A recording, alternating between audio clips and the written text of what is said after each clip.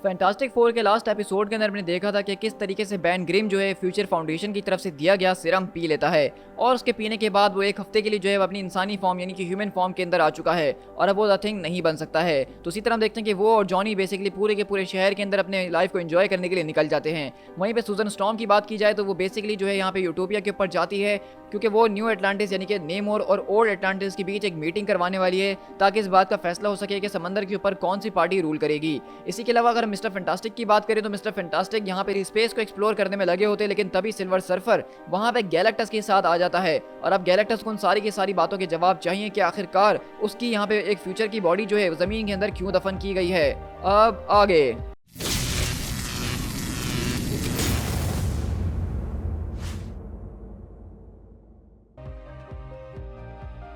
तो उसी तरह हमारी कहानी रात में 12:30 बजे जॉनी और बैन के साथ ही होती है, जहाँ पे वो दोनों अपने सारे के सारे एंजॉयमेंट करने के बाद वापसी घर की तरफ आ रहे होते हैं। लेकिन अगले पल जॉनी बोलता है, ओह व्हाट द, आखिरकार ये क्या है।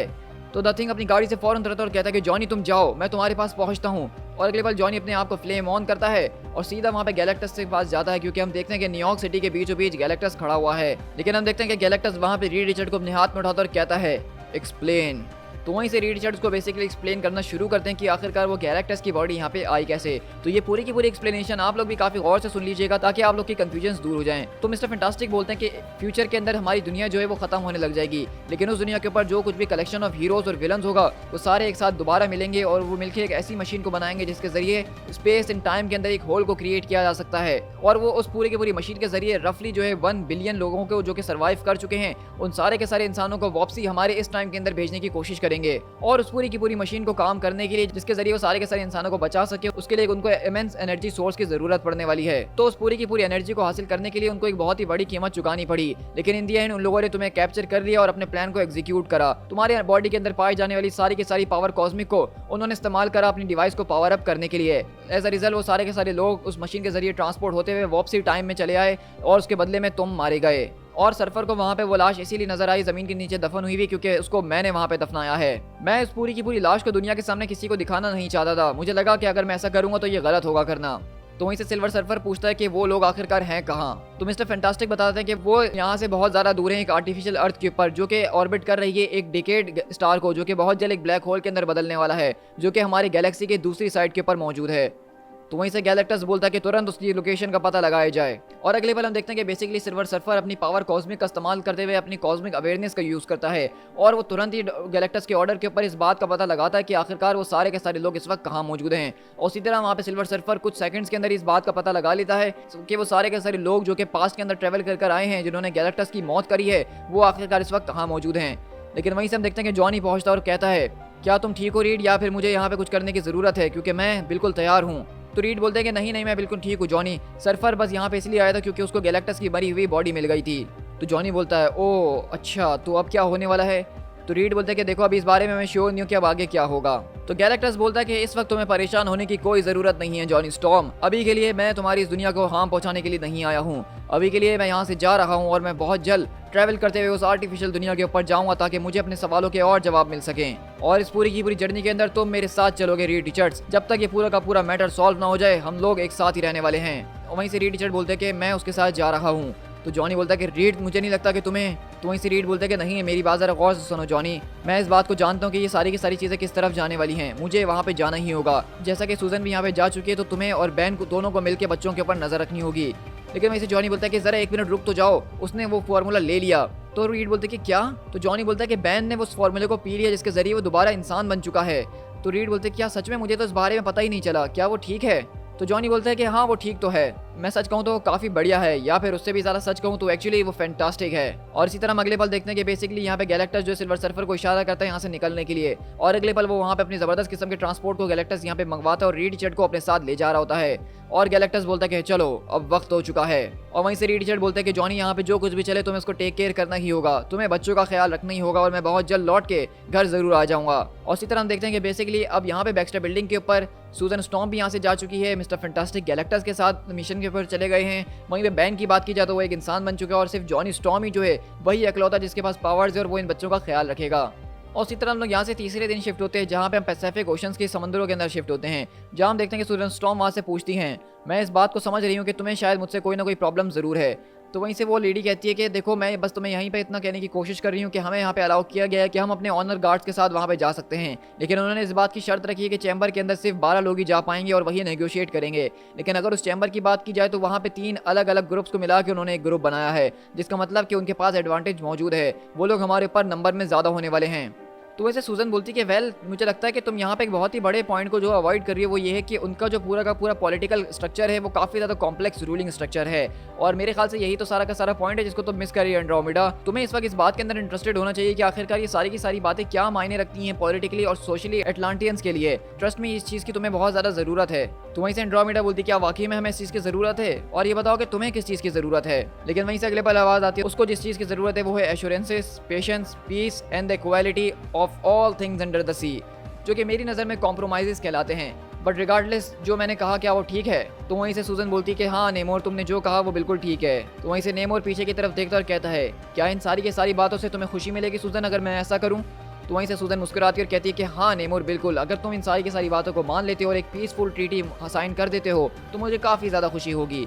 तो नेमोर कहता है कि वेरी वेल, अगर ऐसी बात है कि तुम्हें लगता है कि इन सारी की सारी चीज़ों से मसले सॉल्व हो सकते हैं तो हम इस समिट के अंदर ज़रूर जाएंगे और उनकी कंडीशंस को भी सुनेंगे। लेकिन वहीं से एंड्रोमेडा चिल्लाती है कि नहीं माय लॉर्ड, मैं इसके खिलाफ प्रोटेस्ट करूंगी, ये सही नहीं है।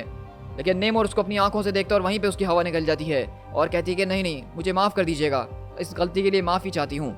तो वहीं से नेमोर बोलता है कि एंड्रोमेडा फौरन इस कमरे को छोड़ के चले जाओ अभी इसी वक्त, और इसी तरह वहाँ से एंड्रोमेडा चले जाती है। और ये देख के सूजन मुस्कुराते हुए कहती है अब ये देख के मैं ये ज़रूर कह सकती हूँ कि वो और मैं बहुत जल्द फ्यूचर में बेस्ट फ्रेंड्स बनने वाले हैं, बेस्ट फ्रेंड्स फॉर एवर। तो वहीं से नेमोर बोलता है कि नहीं नहीं उसकी परवाह करने की ज़रूरत नहीं है, हाँ वो मुझसे बहुत ज़्यादा लॉयल है और वो तुम्हारे ऊपर ट्रस्ट नहीं करती है। एंड्रोमेडा इस बात के ऊपर बिलीव करती है कि तुम हमें जो हो शेडोज़ की तरफ ले जा रही हो और तुम जो हमारे पूरे के पूरे दबदबे को कम करने की कोशिश कर रही हो। तो वैसे सूजन बोलती है कि देखो बस मैं तो वही करने की कोशिश कर रही हूँ जो कि तुम्हारे लोगों के लिए बेस्ट है। अगर चीज़ें इतनी ज़्यादा सिंपल होती तो मुझे ये सब कभी भी नहीं करना पड़ता। लेकिन इसी के बाद हम यहाँ से गैलेक्टस और मिस्टर फैंटास्टिक के पास शिफ्ट होते हैं, जहाँ पे वो स्पेस के अंदर निकलते हुए उस जगह के ऊपर जा रहे हैं जहाँ पे वो सारे के सारे ह्यूमंस मौजूद हैं। तो वहीं से मिस्टर फैंटास्टिक बोलते हैं ओह मुझे इस बारे में नहीं पता था कि ये चीज़ तुम्हारे पास अभी तक मौजूद है। तो वहीं से गैलेक्टस बोलता है कि टा 2 जो है वो मेरा घर है रिचर्ड, और आखिरकार मैं अपने घर को कैसे छोड़ सकता हूँ। तो वहीं से गैलेक्टस बोलता है कि जैसे ही मेरा हेराल्ड यहाँ पे लौट कर आता है उन बाकी लोगों के साथ तो हम लोग तुरंत जो है न्यू वर्ल्ड के लिए आगे निकलेंगे। तो वहीं से मिस्टर फैंटास्टिक बोलते हैं कि दूसरे लोगों के साथ तुम किन दूसरों की बात कर रहे हो। तो गैलेक्टस बोलता है कि जिस तरह उस पूरी की पूरी बॉडी के ऊपर तुम लोगों के रेडिएशंस नजर आ रही थी उसी तरह के पार्टिकल्स और भी लोगों के नजर आए मेरे रिमेन्स के ऊपर, तो मतलब वहाँ पे कोई और भी मौजूद था। तो मिस्टर फैंटास्टिक बोलते हैं क्या मतलब वो मेरी फैमिली नहीं थे। तो गैलेक्टस बोलता है कि नहीं वो कोई और थे। तो वहीं से रीड रिचर्ड बोलते हैं कि मैं इस बात को जानता हूँ कि तुम एक बहुत ही ज़्यादा इंटेलिजेंट इंसान हो रीड रिचर्ड, तो क्या तुमने इस बात को नोटिस नहीं करा कि कितनी जल्दी जो है हम उस प्लेनेट को छोड़ के यहाँ तक पहुँच गए हैं। तो रीड रिचर्ड बोलते हैं कि बिल्कुल मैंने इस बात को नोटिस करा था, लेकिन अभी तक मैं इस बात को सही तरीके से समझ नहीं पाया हूँ कि तुम एनर्जी कन्वर्सेशन किस तरीके से करते हो। और बात की जाए तुम्हारे साइज़ की और मेरे साइज़ की तो उसके अंदर बहुत ही बड़ा डिफरेंस है, और जिस तरीके से अपने साइज़ के हिसाब से तुम चल रहे हो तो मैंने सोचा कि इसको खामोशी से ऑब्जर्व करना ही मेरे लिए बेहतर होने वाला है, ना कि सवाल जवाब करके। तो गैलेक्टस बोलता है कि देखो इस वक्त मुझे जल्दी इस वजह से हो रही है क्योंकि मेरा प्राइमरी गोल सिर्फ ये है कि मुझे अपनी अननेचुरल डेथ को प्रिवेंट करना है, लेकिन मैं तुम्हारे उस प्लेनेट को छोड़ के फटाफट इसलिए आ गया हूँ क्योंकि मुझे तुमसे एक बहुत ही इंपॉर्टेंट कन्वर्सेशन करनी है, और मुझे इस बात का डर था कि वो कन्वर्सेशन अगर अर्थ के ऊपर की जाती तो शायद उसका आउटकम कुछ अलग आ सकता था। तो वहीं से मिस्टर फैंटास्टिक बोलते हैं एक मिनट, तुम्हारा कहने का मतलब है कि तुम्हें डर लग रहा था इसलिए तुम अर्थ को छोड़कर आ गए। तो हम देखते हैं कि गैलेक्टस बोलता है कि वो सारे के सारे ब्लॉक्स जो कि तुमने अपने बेटे के दिमाग के अंदर लगाए थे वो अब टूट चुके हैं, तुम्हारे बेटे के पास पावर्स वापसी आ चुकी हैं। रीड रिचर्ड्स हमें तुम्हारे बेटे के बारे में बात करनी ही होगी। तो आप देख रहे हैं कि ये है वो सबसे ज़्यादा ओपी मोमेंट पूरी कॉमिक बुक हिस्ट्री के अंदर, जहाँ पे हम देखते हैं कि गैलेक्टस बेसिकली यहाँ पे रीड रिचर्ड से फ्रैंकलिन रिचर्ड के बारे में बात कर रहा है, क्योंकि हमने देखा कि पिछली स्टोरी के अंदर किस तरीके से फ्रैंकलिन के फ्यूचर सेल्फ ने आके उसके दिमाग के अंदर से उसकी पावर्स को वापसी जगा दिया है और वो अपनी ज़बरदस्त किस्म की पावर्स को दोबारा इस्तेमाल करने लग गया है। तो ये बात बेसिकली गैलेक्टस तक को परेशान कर रही है। मतलब गैलेक्टस का अर्थ पे इस तरह से आना वो सिर्फ न्यू वर्ल्ड के हवाले से नहीं था, बल्कि असल बात ये थी कि उसको मिस्टर फैंटास्टिक से उनकी बेटे फ्रैंकलिन के बारे में बात करनी थी, क्योंकि ये बात उसको भी डरा रही है। तो इसी बात से आप अंदाजा लगा सकते हैं कि गैलेक्टस जैसी खतरनाक किस्म की बीइंग अगर किसी बच्चे से डर रहा है तो वो बच्चा कितना ज्यादा पावरफुल हो सकता है। और इसी तरह हम लोग यहाँ से अगले दिन शिफ्ट होते हैं, जहाँ पे हम देखते हैं कि फ्रैंकलिन बोलता है कि ओह नो, तो बैन बोलता है कि ओ यस फ्रैंकलिन। उसके बाद मैंने उसको ज़बरदस्त तरीके से पंच करा और ज़बरदस्त तरीके से उसकी धुलाई करी, और हम देखते हैं कि बैन बेसिकली यहाँ पे सारे के सारे बच्चों को वो अपनी कहानी सुना रहा होता है कि किस तरीके से उसने मुकाबला करा।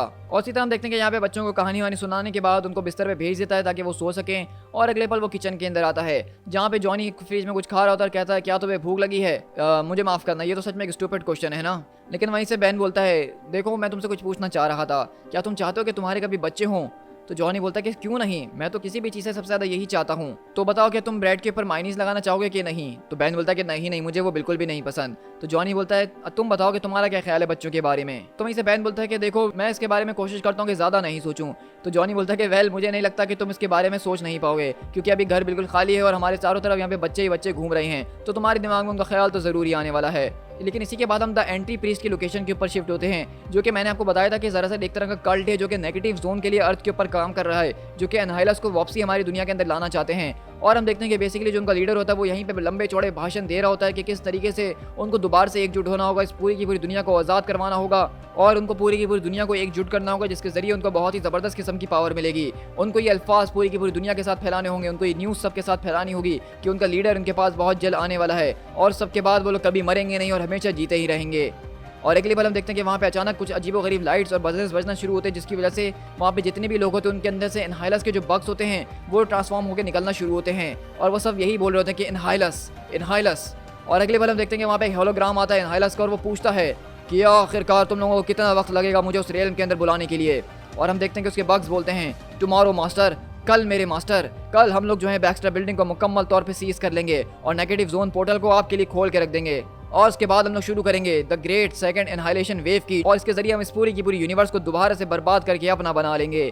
तो हम देख रहे हैं कि किस तरीके से यहाँ पे इनहाइलस जो है वो बेसिकली इनहाइलेशन वेव की दोबारा एक सेकंड वेव भेजने वाला इस पूरी की पूरी अर्थ के जरिए, जिसमें वो लोग नेगेटिव जोन का पोर्टल जो कि बैक्स्टर बिल्डिंग के अंदर मौजूद है उसको खोल के वहां से पूरी की पूरी इन्वेजन लेकर आने वाले हैं। और इसी तरह हम लोग यहाँ से गल्फ ऑफ थाईलैंड के अंदर शिफ्ट होते हैं जहाँ पे ये इटालियन वाली मीटिंग को रखा गया है। और इसी तरह वहाँ पे अपोजिशन जो पार्टी होती है वो बेसिकली यहाँ पे कुछ जबरदस्त किस्म की जो है शर्तें रख देती है, लेकिन एंड्रोमेडा बोलती है कि आप यहाँ पे जो कुछ भी मांग रहे हैं कुछ ज्यादा ही है।